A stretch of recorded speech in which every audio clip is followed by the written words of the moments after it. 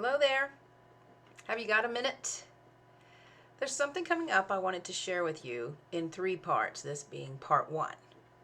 What can I do for myself in this weird time? Because it is a confusing time. Confusion can be painful. This pain we're feeling these days includes the pain of awakening, a grief of what we've gone through just to be here. After years of experience, I think we can agree that although pain is not comfortable, pain is not altogether bad. We go through pain to birth children, to raise children, to help loved ones die. A sad, true heart is a tenderizing process that leads, or can lead, to strength and confidence. So, a question: could these COVID times or these COVID restrictions be a tenderizing process? It can be excruciating, and it's relentless. It's still going on. So, how can we best deal with change? Right there's a good start. Questions for connections. Here's another one. It's a really good question. What is being revealed? A fair answer is who knows. But as we've discussed through the years, the conclusions you come to change with the quality of your question. Why is this happening to us reveals a much different tone than asking why is this happening for us. When you ask a question, something within you comes forward, a nudging, offering information. It's a discovery, my all-knowing energy friend.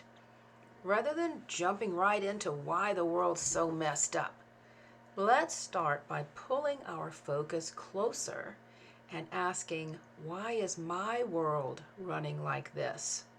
Or, how is my world running? Curiosity then can run loose. So get a pen and paper. Without judging, write down all that comes up. This begins a process of awareness. All of it, for contrasting and clarity. It's the first step of loosening the freezing that can happen when you think you have no control over anything. You lose your power. So first you recognize a loss of power, then you write down all the many reasons you don't have control of anything. And we'll call this list, It's a Darn Shame. So go ahead, you can pause and do it if you want, or do it later. Or maybe you've already done it, because it is a darn shame. The second, vision. Vision for clarity, seeing your way out or your way through. So take some time to dive into your vision. Look into it wholeheartedly. This is the what if step. You can start with the question, what are the chances? But you must meet this with the answer, anything is possible. Cease the talk blocking. No matter what we know about how possible anything is our mouths blabbing on about how impossible it is actually part of the problem? If you only talk about the problem, you magnify the problem. Most of the time, that's what we're doing because we're just not even aware that we're doing it. So start listening to yourself. Perhaps you're blocking your own forward movement. Try something else. Gradually shift your words. It could happen this way. I'd love to have blah, blah, blah, or be blah, blah, blah, or meet blah, blah, blah, right? Years back, I had the cutest little blue cruiser that I loved, and it kept breaking down.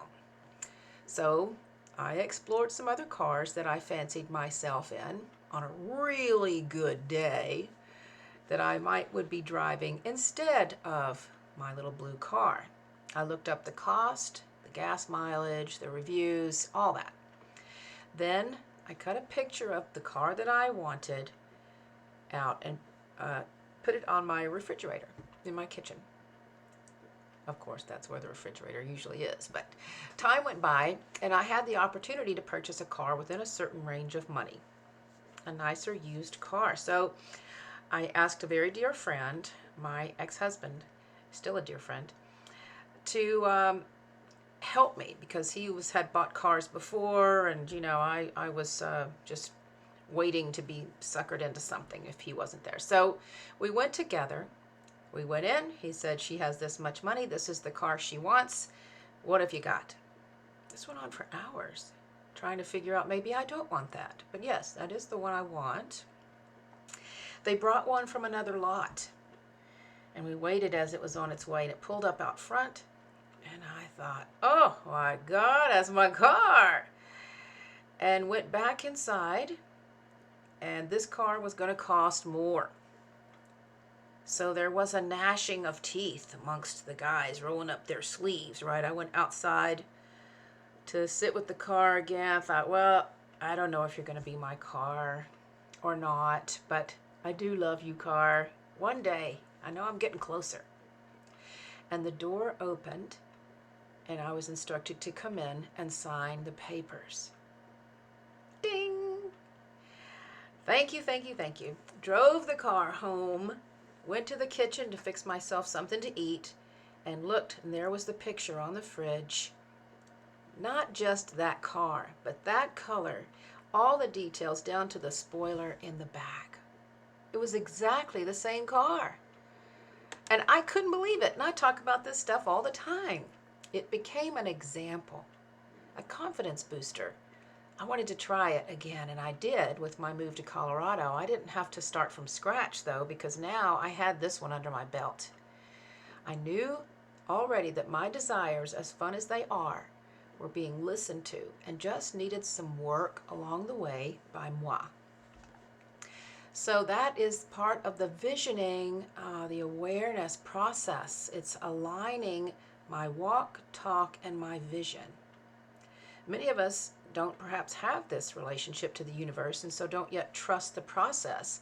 But many of us have experienced things like this and have moved mountains. And I'm just reminding that it is still possible. And I'm hoping that we'll be able to play along together in our own 3-month experiment coming up. So becoming aware of what exactly am I up to, monitoring life a little more closely, getting curious. This awareness stems from curiosity and interest, being that into you. You know, no one's going to be more into you than you are. So you might as well just get in there and see, what am I up to? This past year, during COVID, I did something super nerdy. I took the time to monitor myself, almost like a doctor's chart.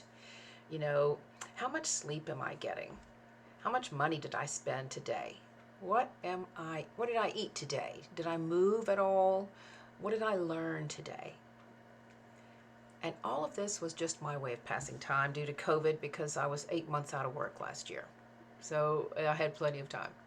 But just a collection of information. And I could have been mad at the world, but I took a different path. When we see what we've been doing with our time and our money, then we can move toward a new confidence. And moving forward, we're engaged more fully in our lives. I was more present to my life than I've ever been. And you do know that the good is the dance partner of the pain. We have a better idea of what we're up to. We get familiar with ourselves. We are more apt to see beyond the pain. It's a practice. So a question here is, what if this COVID time is not just for reflection of the world and what a mess this is, but what if it's the perfect time to work in preparation of our own worlds, our character? You know, the world needs a good, sound character. And I think we're all characters. Ding! By walking our vision into our world, we practice it into being. And this is the practice of the practical mystic. It takes questions for connections, vision to see through it, preparation and processing, courage to make the tweaks necessary for the path, through the gnashing of teeth, and action with eyes wide open to receiving. It starts with the help of a trusted friend, as my story indicated before. As we continue to grow in relationships to this inner voice, we feel more capable to get out on the wings and try some stunts on our own. Maybe move to Colorado. We're able to take steps on our own. We're able to connect with this magic and listen to our inner nudgings, our inner magic. What is the inner voice saying to you? Because it is always talking. It's just waiting for you to hear. After the year of monitoring my money, I thought, well, I need to cut back, I guess. That's my old song and dance. But what came up rather insistently was, you need to make more money. Well, yes, I do. I'm working a job and making money. I asked for more hours, and I got them. Nuts, ain't it? Oh, so what if it all comes down to how we relate with our inner and outer worlds? Change happens. It's the only constant. It's the suffering that's optional. But so is growth. I'm choosing growth. Growth happens when you're ready. Are you ready? I'm so amazed at the spin work I've been up to for over 20 years now. I have a beautiful mix of kindness, Buddhism, Christianity, earth-centered spirituality, and direct personal experience in this darn world. With the changes in our lives due to this COVID time, I've been working in my own laboratory, so to speak, to help myself and some of you relate to this long change. I mean, how we relate to things is the bridge to deeper understanding. It softens the fear so we can actually look at today. It takes a little untangling. The culmination of this process comes to you as a 3-month program called Wing Walkers Institute, Navigating the Winds of Change. And each month, we'll be learning about our craft through an easy-to-follow step-by-step process, broadening our horizons with delicious monthly readings, watching the perfect film each month to feel the work, making heartfelt, inspiring vision books, and we'll have the monthly group check-in calls. Wing Walkers is 3 months that build your courage to not just fly, but dare to be seen on the wings. Watch for more details. Email me, the info is below, if you don't want to wait for the next video. Remember, bravery is simply not being afraid of yourself. Join me for Wing Walkers Institute, March, April, and May of 2022. What if you're brave enough to be seen as you in 2022? What if you're a wing walker? Join in. I'd love to have you a part of the group. Till the next video, bye-bye.